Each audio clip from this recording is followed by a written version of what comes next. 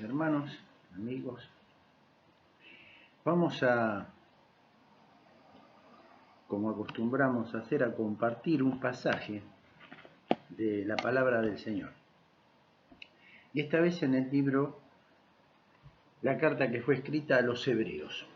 Vamos a leer el capítulo 1 de esta carta y vamos a leer los versículos del 1 al 3. Y dice lo siguiente: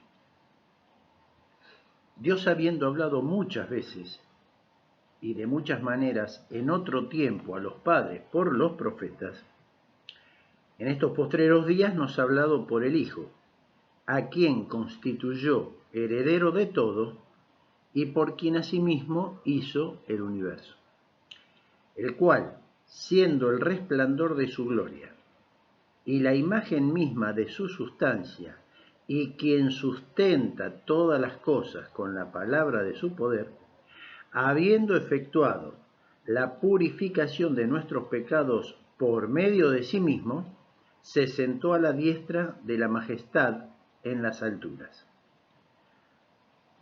Hasta acá la lectura. Podríamos compartir un versículo más, el 4, y terminamos con este contexto. Hecho tanto superior a los ángeles cuanto heredó más excelente nombre que ellos. Muy bien. Fíjense que desde Adán hasta Malaquías tenemos 3.600 años de historia de la raza humana. Y después de un silencio de 400 años, entonces estamos hablando de 3.600 más 400, 4.000 años. 3.600 años de historia desde Adán hasta Malaquías, donde Dios habló al hombre por medio de los profetas.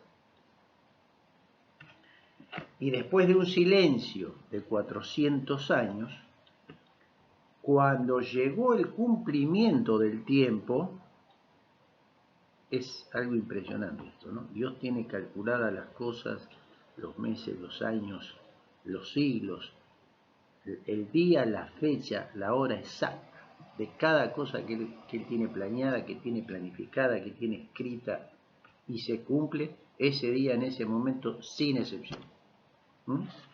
Cuando llegó el cumplimiento del tiempo, Dios envió a su Hijo Jesucristo, ¿sí? Y en ese Hijo de Dios, ¿sí?, la revelación de Dios está completa y es perfecta. Que tenemos la palabra inspirada, ¿no es cierto? Ahí se terminó. No hay más nada fuera de eso. Entonces, lo que vamos a ver hoy es que el Señor Jesucristo es mayor que los profetas, que todos esos profetas que hablaron a los hombres durante tantos años de parte de Dios. Vamos a tratar de entender algunas cosas, porque si esta carta hubiese sido escrita a cualquier otro, no sería tanto problema, pero justamente fue escrita a los hebreos. Vamos a ver un poquito esto. Estos hebreos, en este momento, estaban entre dos grandes dispensaciones. Primero, la dispensación de la ley que ya llegaba a su fin. Imagínense, ¿no es cierto? Esto no era nada fácil para ellos. Ellos habían vivido todos estos años, como recién decíamos, ¿no es cierto?, a través de Dios, que les había hablado por medio de los profetas, y ellos tenían la ley de Moisés y de ahí no lo podía mover nadie. Para ellos era eso y no existía otra cosa. No había otra cosa. Para ellos Dios era la ley y los profetas, los mandamientos. Ahora bien, todo eso que requería la ley, ¿sí?, todo eso que requería la ley, a partir de este momento, a partir del momento en el que Dios decidió hacerse hombre y venir a este mundo, todo eso se le ponía en contra. O sea, ellos no entendían una cosa muy, pero muy importante, que la ley los condenaba. La ley estaba escrita para condenarlos a ellos. O sea, ¿para qué fue escrita la ley? Bueno, digamos, fue escrita para mostrar justamente que ningún ser humano, en toda la redondez de la tierra, la podía cumplir. El único que la pudo cumplir como ser humano fue el Señor Jesucristo. ¿Por qué la pudo cumplir Él? Porque Él fue el mismo creador de la ley, ¿no es cierto? Entonces, Él la podía cumplir. Entonces, lo resumimos de esta manera. Cuando vemos la ley, cuando vemos los 10 mandamientos, tenemos que saber para qué fue escrita, ¿sí? No solamente para mostrar todas las cosas que Dios quería decir en ese momento o que le quiso decir a Moisés. No, la ley fue escrita porque si no fuera por el Señor Jesucristo que vino y la cumplió por nosotros, la misma ley nos condenaba al infierno, a todos, sin excepción. No había ningún ser humano que pueda cumplir la ley. Solamente el creador de la ley la pudo cumplir. Entonces, decimos que fue escrita a los hebreos, ¿no es cierto? Dios le habló a Moisés, Moisés era el líder del pueblo hebreo, y fue escrita a los hebreos, como vemos, pero también vamos a ver que si está escrita en el Nuevo Testamento y está escrita a una iglesia, entonces ahí nos pertenece a nosotros también esta escritura, no solamente a la antigüedad. Por ejemplo, si a nosotros, a cualquiera a cualquier persona que pasa por la calle, que no es cristiana, vamos a decir, le decís, mira, Cristo es mayor que los profetas, te va a decir, bueno, está bien, ¿qué me interesa? Será así. Si vos le decís a cualquier creyente, o cualquier cristiano, Cristo es mayor que los profetas, te va a decir, por supuesto, no tengo ninguna duda de que Cristo es mayor que los profetas. Pero decirle a un hebreo que Cristo era mayor que los profetas, ahí se iba a armar. ¿Entienden? Y esta carta, el escritor se la estaba escribiendo a los hebreos, entonces tenía que buscar la manera de hacerles entender. Esto, ¿entienden? Empieza haciéndole entender a los hebreos que ellos tenían que estar seguros y confiados que ese mismo Dios, que ellos conocían, que les había hablado a sus padres durante tantos años por los profetas, ese mismo Dios era que le estaba presentando acá el escritor. Era el mismo que le estaba diciendo a estos hermanos creyentes que estaban empezando, le estaba diciendo, bueno, ahora está Jesucristo, ese es el mismo Dios que ustedes conocían. Pero era complicado para ellos creer en una cosa así sin verla, ¿no es cierto? Entonces, empieza este versículo 1, ¿no es cierto?, diciendo muchas veces y de muchas maneras. Dios habiendo hablado muchas veces y de muchas maneras, en otros tiempos, ¿no? Entonces, fíjense que recordamos que como pertenece al Nuevo Testamento, fue escrita en griego esta palabra. La palabra utilizada en el original es polumoris, que quiere decir diferentes maneras, diferentes métodos de comunicación. Por eso dice hablando, Dios habiendo hablado muchas veces y de muchas maneras, esa es la palabra griega, ¿no es cierto? Quiere decir que Dios utilizó diferentes métodos de comunicación al hombre durante todos esos años, durante esos 3.600 años que acabamos de ver. Por ejemplo, Abraham vino y le habló, se le apareció a través de sueños, ¿no es cierto? Le hizo una promesa que de su descendencia iba a ser como la arena del mar. Su descendencia iba a ser de su hijo, ¿no es cierto? Isaac. Entonces, acá estamos viendo una cosa. Dios le habló a través de sueños. 300 años después viene y le habla a Moisés, pero ya no a través de sueños. No, a través de la ley, a través de los mandamientos. Le escribió.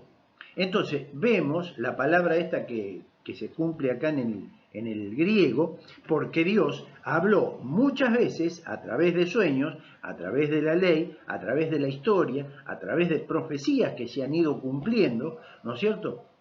Y en un periodo, de esto fue en un periodo de 1500 a 1600 años. que se tardó justamente en escribir la palabra, en escribir toda la Biblia completa.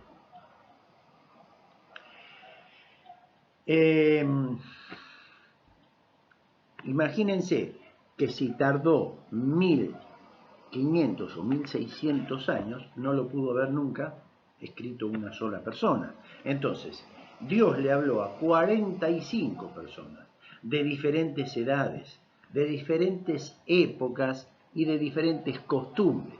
Pero ¿saben una cosa? Todos los 45 guiados por el mismo Espíritu Santo de Dios. Y esto es lo que la hace una palabra única y especial a la palabra de Dios, a la Biblia. Vamos a pensar, ¿qué otro libro puede compararse con la Biblia? ¿Ustedes conocen algún libro que diga o explique cómo comenzó a formarse todo cuando no existía nada? No, no existe. ¿Por qué? Porque no había nadie que pueda decir, en ese tiempo cuando todavía no existía ningún ser humano, no había nadie que pueda decir cómo eran las cosas. Bueno, la Biblia lo dice, el Espíritu Santo de Dios, ¿no es cierto?, guió a Moisés en el desierto a escribirlo. Ahora, ¿ustedes saben cómo termina esta palabra? Termina mostrando un futuro que ningún otro libro en el mundo lo puede llegar a mostrar. ¿Qué es lo que va a pasar cuando todo se termine y cuando ya no quede más nada? Por eso es que es un libro único y es especial, porque es la palabra de Dios y fue escrita guiada por el Espíritu Santo de Dios. Muy bien. Entonces dice, Dios habiendo hablado muchas veces y de muchas maneras en otros tiempos a los padres por los profetas, ¿quiénes son los padres? ¿Quiénes serían los padres? Bueno, los padres son Abraham, Isaac, Jacob, Josué, Moisés, David.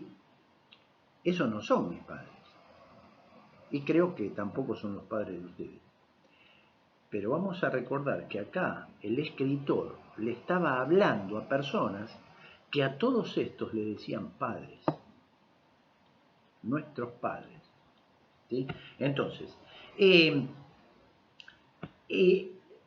escritor le está hablando acá a estas personas. Entonces cuando uno dice, pero si vos me estás hablando de Abraham, Josué, Moisés, ¿qué tenemos que ver nosotros en todo esto? ¿Sí? Porque acá se le está hablando a un pueblo que era un pueblo hebreo en el Antiguo Testamento, ¿no es cierto? Personas que a todos estos le decían padre. ¿Qué tienen que ver con nosotros en el día de hoy? Bueno, tienen mucho que ver, tienen mucho que ver. ¿Por qué tiene mucho que ver? Por la sencilla razón que todo el Antiguo Testamento tiene que estar escrito. ¿Por qué? Porque nosotros en el Nuevo Testamento comprobamos cómo se cumplió todo el Antiguo Testamento paso por paso.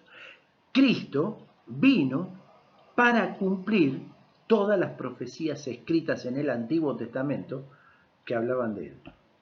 Si no tuviésemos el Antiguo Testamento, solamente el Nuevo, entonces no podríamos saber nada ni entender nada si es verdad realmente todo lo que pasó, si se cumplió todo lo antiguo. Por eso es que está escrito, por eso Dios lo dejó escrito. Para comprobar que era veraz, que era eficaz, que era fiel y que era verdadero todo lo escrito. Entonces nos damos cuenta que haber en un mismo libro tantos años de diferencia es porque no podían ser diferentes personas que cada uno ponga lo que vivía en su momento. No, fueron todos guiados, la misma escritura lo aclara, todos guiados por el mismo Espíritu Santo de Dios. Ahora bien, en estos postreros días, dice el versículo 2, ¿no es cierto?, nos ha hablado por el Hijo. Entonces, ese mismo Dios, por eso digo, esto es lo que le estaba enseñando acá la escritora a esta iglesia de Hebreos. Ese mismo Dios que habló tantas veces a los padres, hoy nos ha hablado por el Hijo en estos postreros días. Nos ha hablado por el Hijo. Por última vez habló en su Hijo. O sea, que si hoy Dios mismo bajara del cielo y tuviera que decir algo, tendría que decir algo que ya está escrito acá, porque la palabra, esta está terminada. Y hasta que se termine todo lo que está escrito, no va a cambiar nada. No hay nada ni nadie que pueda decir otra cosa de la que no esté escrita acá. Porque es la palabra de Dios y que está inspirada justamente por su Espíritu Santo. Y así como se ha cumplido desde el libro de Génesis hasta el día de hoy, como se ha cumplido proféticamente tal cual, y se va a seguir cumpliendo hasta que se termine, sabemos que dentro de poco tiempo, ¿no es cierto? El próximo evento de Dios, ¿cuándo va a ser? Cuando Cristo venga a buscarnos como iglesia. Entonces, vemos que es la última palabra que Dios ha escrito al hombre a través del Hijo, ¿no? Un hermano una vez dijo que el conocimiento que nosotros tenemos del Señor Jesucristo cuando nos convertimos, ese conocimiento que nosotros podemos llegar a entender porque alguien nos explica y nos dice que el Señor Jesucristo murió en la cruz por nuestros pecados, el Espíritu Santo empieza a trabajar, a convencernos de pecado, de justicia, de juicio, nos empieza a convencer y podemos llegar a entender este mensaje y decirle, Señor, la verdad que sí, soy un pecador, entra en mi corazón y ayúdame a cambiar mi vida. Entonces, cuando nosotros hacemos eso, decía este hermano, el conocimiento que tenemos del Señor Jesucristo, para eso, para pedirle a Cristo que entre, no es el suficiente conocimiento que necesitamos para el crecimiento, para la santificación de nuestra vida, para la madurez espiritual. Entonces, la necesidad tan grande que tenemos es de conocer al Señor Jesucristo cada día más. Esa es la necesidad que tenemos. Tenemos que conocerlo y lo vamos a conocer a través de la palabra. Cada día más. En este mismo versículo 2 dice así: en estos postreros días nos ha hablado por el Hijo. Fíjense, si ustedes recuerdan, en el Evangelio de Mateo, en el capítulo 17, hay un monte que se le ha llamado el monte de la transfiguración. ¿Por qué? Porque en ese monte justamente fue que el Señor se transfiguró, ¿no es cierto? Empezó a tener una cara muy brillante, ¿no? Unas ropas que eran resplandecientes de blanca, ¿no? Y se transfiguró. Ahora bien, él estaba con Pedro, Juan y Jacobo. Pero en ese momento, en esa transfiguración, aparecen Elías y Moisés para hablar con el Señor. En ese momento Pedro le dijo, Señor, si quieres podemos hacer 3 enramadas, una para vos, una para Elías y otra para Moisés. En ese mismo momento, no había terminado de hablar, cuando vino una voz del cielo, los cubrió una nube y vino una luz del cielo que dijo, este es mi Hijo amado, en quien tengo complacencia, a él oíd. Entonces, lo que vemos acá con mucha claridad es que el mismo Señor Jesucristo es mayor que los profetas, dicho justamente por Dios el Padre, que Él era mayor que los profetas. Él cumplió todo lo escrito en el Antiguo Testamento, vino y lo cumplió en el Nuevo. Y presenta a través de esta escritura la palabra final al hombre. Fuera de esto, no hay más nada. Ahora, sigue diciendo este versículo 2, tiene 2 declaraciones que son impresionantes. Impresionantes. La primera, a quien constituyó heredero de todo. Y la segunda, por quien asimismo hizo el universo. Vamos a tratar de entender esto porque es un poco complicado. Si no conocemos un poco de la escritura, no vamos a poder entender el tema de que heredó algo. Que él heredó. ¿Cómo que heredó? ¿Sí? Él es el heredero de todo. ¿Por qué? Porque el heredero nos habla de un programa para el futuro, ¿no es cierto? Cuando alguien recibe una herencia ¿de quién? De alguien que vivió antes que él, ¿no? Y la herencia empieza a funcionar después de que muere la persona, que fue algo que él haya dejado, algún tipo de posesión que le haya dejado.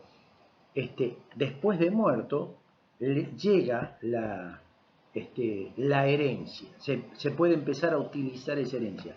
No antes. Nunca la herencia la vamos a recibir de alguien que todavía no vivió, que va a vivir después. No, la herencia siempre se recibe de alguien que vivió antes que nosotros y nos la deja a nosotros. Nos deja escrito que a partir del momento de su muerte, nosotros podemos empezar a utilizar esa herencia. ¿No es cierto? Ahora bien, vamos a ver, por eso yo recién decía, cuando leemos el Evangelio de San Juan, en el capítulo 1, que empieza diciendo, en el principio era el verbo era con Dios y el verbo era Dios. Este verbo era en el principio con Dios, escúchenme. Todas las cosas por Él fueron hechas, y sin Él nada de lo que ha sido hecho fue hecho.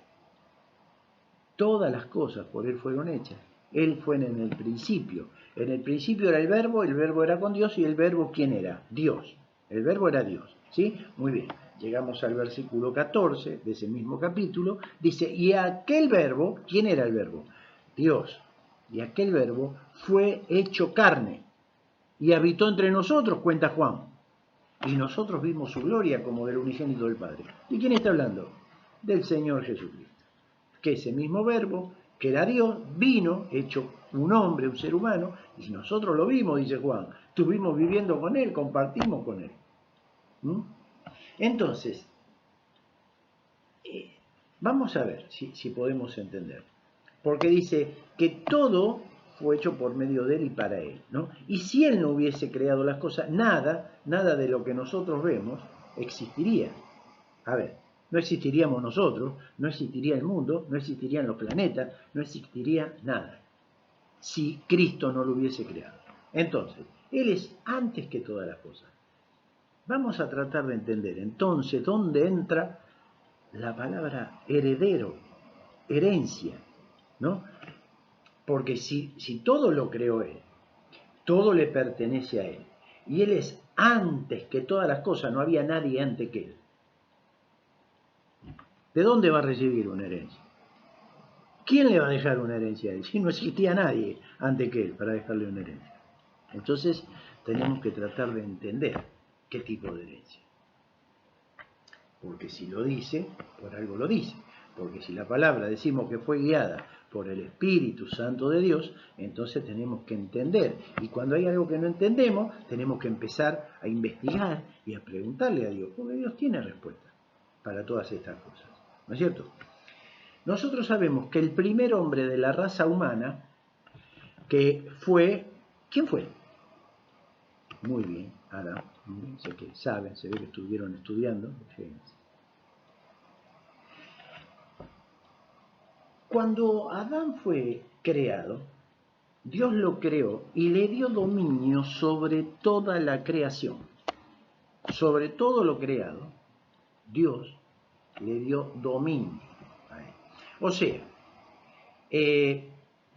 en Génesis capítulo 1, versículo 26 dice de qué manera Dios lo creó al hombre y le dio todas las cosas. Pero cuando Moisés escribe, ustedes, ¿quién escribió el libro de Génesis? ¿Ustedes tienen idea? ¿Quién escribió el libro de Génesis? Ah, vos no sabés. No. ¿Y vos? Vos sí. Muy bien. Moisés. Moisés escribió los primeros 5 libros de la Biblia, después de haber cruzado el Mar Rojo, cuando estuvo bastante tiempo, ¿no? 40 años en el desierto dando vueltas. Ahí escribió los primeros 5 libros de la Biblia. Cuando escribió Génesis, dice que los primeros 11 capítulos de Génesis lo escribió con pocas palabras. O sea, en el original traducido en hebreo es con palabras pequeñas. Quiere decir que fue breve al escribirlo. Vamos a pensar algo. Por supuesto que fue breve. Nosotros, en Génesis, del capítulo 1 al capítulo 12, tenemos los primeros 2000 años de la historia de la raza humana. 2000 años. Entonces fue muy breve para escribir 2000 años en 12 capítulos, ¿no es cierto? Hasta Abraham. Así que bueno, dice que él escribió con letras pequeñas, que fue muy corto lo que escribió. Y cuando dice que Dios le dio al hombre, a Adán en este caso, que fue el primer hombre creado, que le dio dominio sobre toda la creación, no está diciendo que lo hizo un jardinero de primera categoría para que riegue las plantas, para que cuide, para que pode. No, no. Le dio dominio sobre toda la creación. A ver si tratamos de entender esto. Seguramente que cuando él quería que llueva, Adán llamaba a la lluvia venía. Cuando él quería que haga calor, hacía subir la temperatura, porque tenía dominio sobre toda la creación, aparte de ser eterno, ¿no es cierto? Claro, el tema es así, sabemos que esto no le duró mucho, lamentablemente somos así nosotros, desde ahí, desde Adán hasta el día de hoy, seguimos siendo igual, ¿no? Dios lo creó, lo hizo eterno, le dio vida eterna física y vida eterna espiritual. Vivía en el huerto con Dios, ¿no es cierto? Y no iba a morir nunca. Tenía toda la creación para gobernar, para comer, para alimentarse, para recrearse. Lo único que Dios le dijo, ahí en el capítulo 2, en el versículo 16, le dice, mira, todo, esto es todo tuyo, lo podés hacer. Bueno, lo único que no podés hacer, ¿no es cierto? Vos podés hacer de todo, podés llamar a los animales por su nombre, porque para eso yo te estoy dando la inteligencia, la sabiduría para que hagas esto. ¿Entendés? Entonces, él tenía dominio sobre todo, imagínense. No nos podemos imaginar un hombre que sea eterno y que tenga dominio sobre todo eso. Lo único que le dijo Dios, no comas de este árbol. Lo único que no tenés que hacer es comer de este árbol. ¿Sabes por qué? Porque el día que comas de este árbol, te vas a morir. Eso le dijo. El día que comas de este árbol, te vas a morir. Peor que un chico, cuando le dicen, mira, no metas los dedos en el enchufe. Va corriendo a meter los dedos en el enchufe. ¿Qué le pasó? Bueno, murió. Dios le dijo que le iba a pasar, que se iba a morir. Bueno, cuando leemos el capítulo 3, el versículo 6, vemos la desobediencia. Agarró y comió. Y en el mismo capítulo vemos la caída del hombre, la consecuencia por haber desobedecido. ¿Cuál fue? Murió. Dios le había dicho que iba a morir. Primero murió espiritualmente, fue echado del huerto de Dios, ¿no es cierto?, a la tierra. Y en segundo lugar, murió físicamente también. A los 930 años, recordemos que él iba a vivir eternamente, no se iba a morir, a los 930 años muere. Ahora, tratemos de entender esto, porque estamos en el tema de la herencia de Cristo. ¿Qué tiene que ver con todo esto? Bueno, muy bien, volvemos otra vez al tema. Cuando el Señor Jesucristo vino a este mundo, vino y recuperó, escuchen bien, todo, absolutamente todo lo que el hombre había perdido.